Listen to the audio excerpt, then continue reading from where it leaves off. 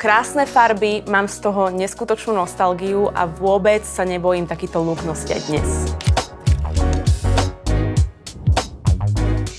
Ahojte, momentálne sa dostávajú do módy trendy, ktoré boli in, keď ja som vyrastala. Baggy nohavice, štipce do vlasov, čoukre. Idem vyskúšať jeden líčiaci a to s produktami, ktoré sú dnes už úplná klasika.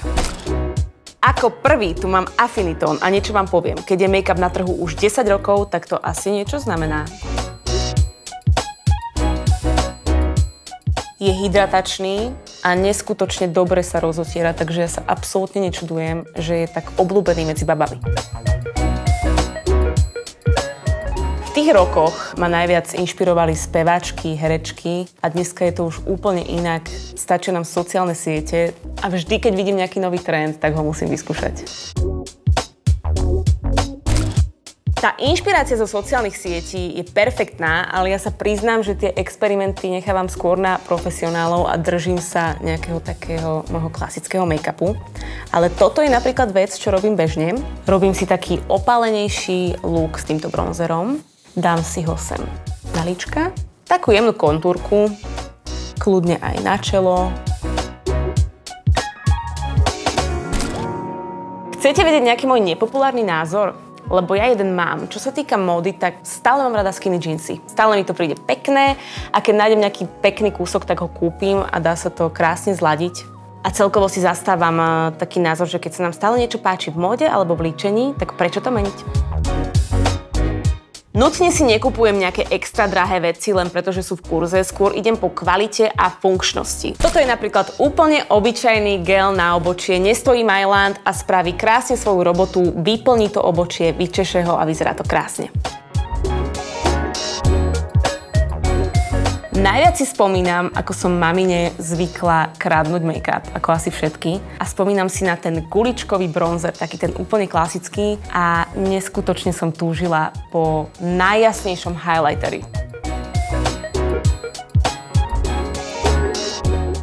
Tak, a ideme na hlavnú časť looku, oči. Teraz je všade dosť vidieť líčenie aj celkovo módu z rokov 90. a 2000. Ja som si vybrala tieto dve farby a idem skúsiť vymyslieť niečo inšpirované týmto obdobím. Beriem si modrú a spravím si takú linku nad očkom, ktorú potom rozblendujem, takže nebať sa toho.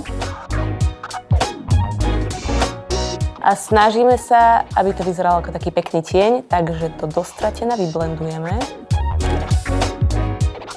Druhé očko.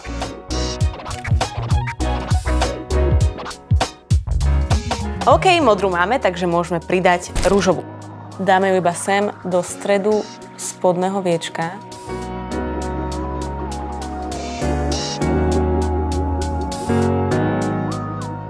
OK, tak to by sme mali. Kľudne mi napíšte do komentárov, aký je váš obľúbený trend, nech sa môžeme navzájom inšpirovať. Ďalšia na rade je maskara a ja už tak nejako klasicky siaham po tejto žltej Colossal. Určite rada skúšam aj nejaké novinky, ale rada sa vraciam k osvedčeným klasikám a najviac to pozorujem pri tých maskarách. Proste dievča a jej maskara, to je nerozlučná dvojka.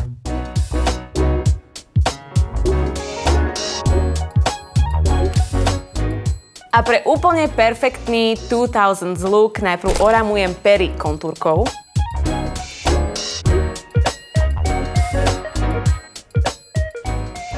No a samozrejme teraz lesk, to je úplná klasika, ten nikdy nesmel chýbať a najlepšie trblietavý.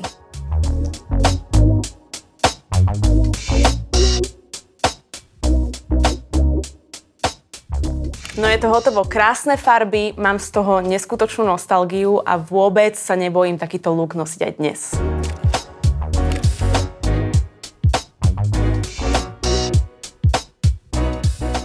Mňa tieto experimenty neskutočne bavia, dúfam, že aj teba a vidíme sa na budúce. Ahoj!